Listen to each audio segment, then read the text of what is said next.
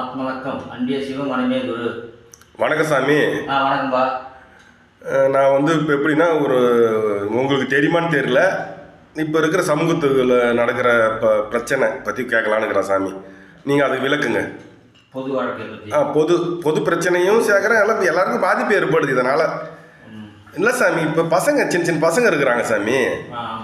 அவங்கன்னா பார்க்குறேன் ஒரு 16, 17, 18 நான் பார்த்தா முடி ஒரு பாதி முடி இருக்குது, பாதி முடி இருக்க மாட்டுது.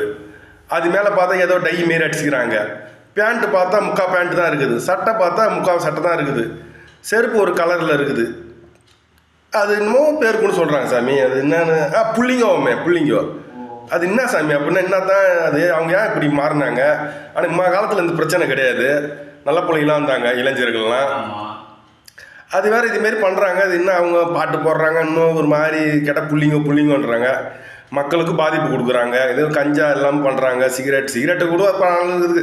கஞ்சா குடிக்கிறாங்க, மது பழக்கம் எல்லாம் பண்ணுறாங்க. அதை வயசு பாருங்களா, 16, 17, 18 கூட இல்லை. அது என்ன சாமி, எப்படி சாமி பார்க்கறது? அது நீங்கள் எதாவது சொல்லுங்களா, கருத்து இல்லை. நான் கூட கேள்விப்படுறேன், புள்ளிங்கோன்னு கேள்விப்படுறேன். நான் கூட புள்ளிங்கோன்னு என்ன எனக்கே ரொம்ப நாள் குழப்பத்துக்கு 3 நாள் குழந்தையே கிடந்தேன். புள்ளிங்கோன்னு என்ன அப்படின்னா என்ன எனக்கே தெரியல.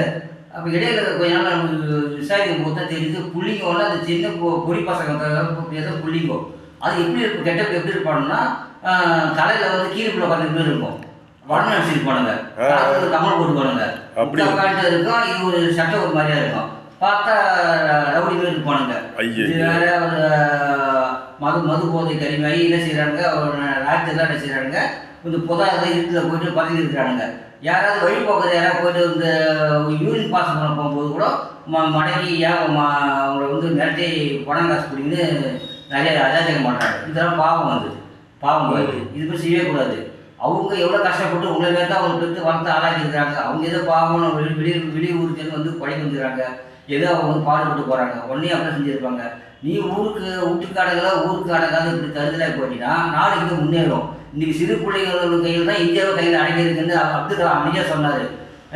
நம்ம பிள்ளைகளை படித்து நல்லா அறிவு விஞ்ஞானம் வளர்ந்து நல்லா வேலை இருக்கிற போயிட்டு நல்லா நாடு முன்னேற்றணும்னு போனால் இது அடிப்படை கீழே போயிட்டு இருந்தால் நாடு எப்படி முன்னேறும்? இன்றைக்கி போதைக்கு கலாச்சாரமாகி போதை அதிகமாகி கஞ்சா மது போதைட்டு பல வீடுகளில் போயிடுது.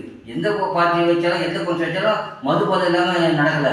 அது நமக்கு தான் அழிவு காலம் தவிர அது நமக்கு இப்போ நாடுக்கு எல்லாத்துக்கும் மக்களுக்கு எல்லாத்துக்கும் கஷ்டம்தான் இருக்குது. அது ஒசோட போகிறான் எல்லாருக்கும் பாதிக்கப்படுது. அப்போ பிள்ளைகளை நம்ம பெற்றவங்க அடைக்கி தான் வாழணும். அது இளமையிலே அதை கண்டிக்கணும். அதுங்களை அந்த பாதை எங்கே போகுது சொல்லிட்டு அவங்க ஃபாலோ பண்ணிட்டு போயிட்டு அதுக்கு